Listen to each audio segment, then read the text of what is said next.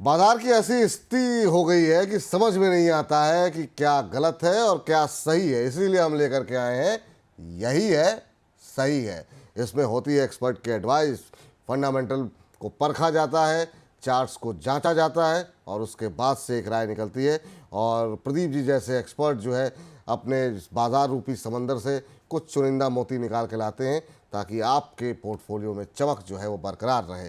तो आज कौन सा मोती चुन करके लाए हैं प्रदीप सर आप?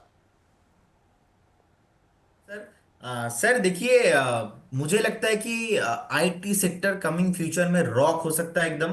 क्योंकि लास्ट हमने देखा है कि जहां पे मंथली ब्रेकआउट आता है चार्ट में जो भी सेक्टर है, उसके बाद वो सेक्टर बहुत ही भगता है। तो आईटी काउंटर एक ऐसा काउंटर है। हमने देखा कि कुछ टाइम पहले, आज से 2 से 3 मंथ पहले, हमने देखा कि 38,500 के एक लेवल था। उसके ऊपर निफ्टी आईटी ने क्लोजिंग दिया। उसके बाद 38,500 के ऊपर क्लोजिंग देने के बाद ऑलमोस्ट जो निफ्टी आईटी टॉप बनाया 46,000 के आसपास। तो 46,000 के आसपास क्लोजिंग देने के बाद अभी ट्रेड हो रहा है ऑलमोस्ट 42,880 के आसपास। तो मुझे लगता है कि सर, नेक्स्ट जो जोन रहेगा आईटी के लिए, नेक्स्ट 1.5 से 2 साल चलेगा। नेक्स्ट 1.5 से 2 साल चलेगा। और एसी आईटी सेक्टर के अंदर एक स्टॉक है जो चार्ट में मुझे बहुत ही अच्छा लग रहा है, वो है विप्रो। विप्रो सर मुझे चार्ट में बहुत ही अच्छा लग रहा है, क्योंकि अगर आप विप्रो का चार्ट देखेंगे लॉन्ग टर्म में, कि हम देख पाएंगे कि एक बार विप्रो का चार्ट में, कि लास्ट टाइम जो एक कंसोलिडेशन पैटर्न था, कंसोलिडेशन पैटर्न के ऊपर नॉन स्टॉप सस्टेन हो रहा है और उसके ऊपर कंटिन्यूअस मेंटेन कर रहा है अपना प्राइस। नीचे वॉल्यूम आ रहा है। और नेक्स्ट जो रेसिस्टेंस है सर, रेसिस्टेंस ऑलमोस्ट 370 के आसपास है। तो मुझे लगता है कि पहला टारगेट होना चाहिए 350 और सेकंड टारगेट होना चाहिए 366।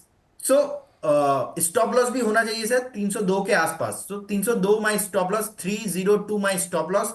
And first target 350 and second target 366। और उसके बाद सर मैं आईटी को इतना बुलिश देख रहा हूं कि लगातार मैं 2 महीने से बोल रहा हूं कि आईटी भागेगा, आईटी भागेगा।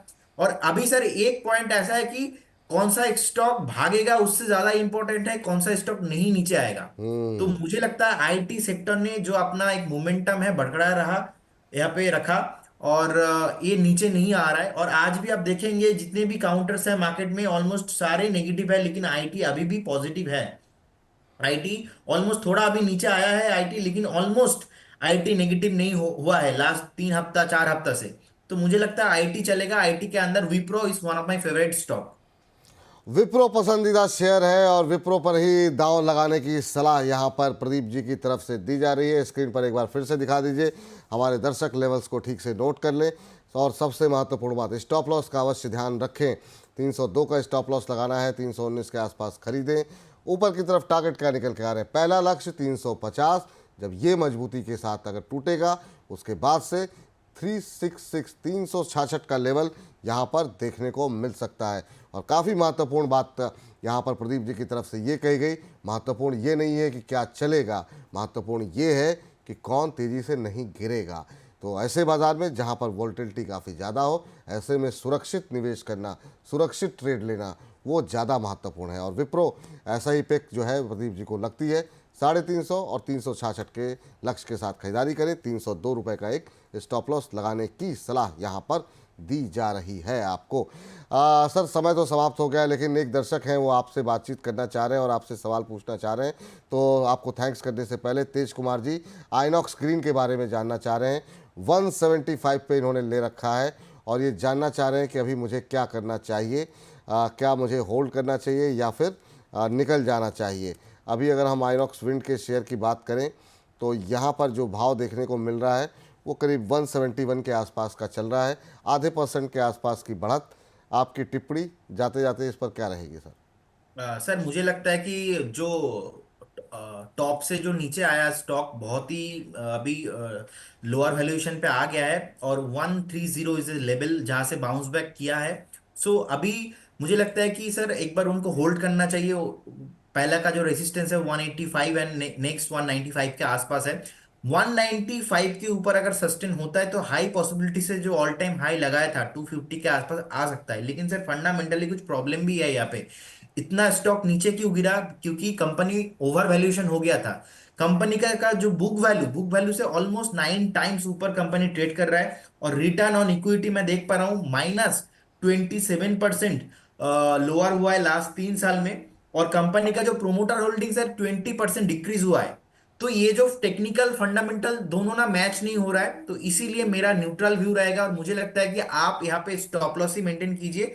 जो आपका स्टॉप लॉस रहेगा 155 इज योर स्टॉप लॉस।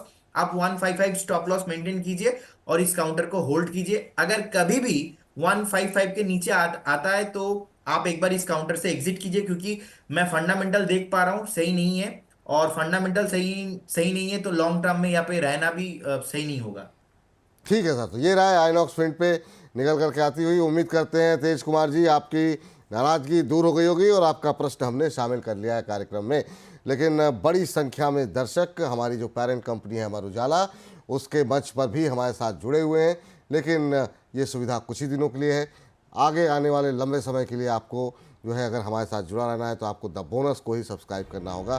तरीका हम आपको बता देते हैं, यूट्यूब पे जाइए @AU द बोनस, ये जो है आपको सर्च करना है और उसके बाद से येलो कलर का लोगो आपको दिखाई देगा, वही है द बोनस की पहचान।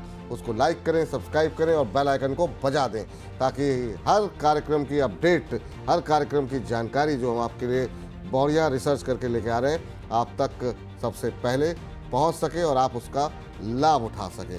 तो ये तरीका है, ज़्यादा से ज़्यादा लोगों को जोड़िए इस कार्यक्रम के साथ, इस चैनल के साथ, और ये जिम्मेदारी इस चैनल को बढ़ाने की अब आप लोगों के ऊपर है। तो कार्यक्रम को समाप्त करते हैं, लेकिन सबसे पहले प्रदीप जी को धन्यवाद करते हैं आज की इस चर्चा में जुड़ने के लिए। और जो तय समय सीमा थी उससे काफ़ी ज़्यादा समय हमने आपका लिया, लेकिन समय पता नहीं चला सर। थैंक यू अपना महत्वपूर्ण समय देने के लिए। कोई डिस्क्लोजर चलते चलते आप देना चाहेंगे?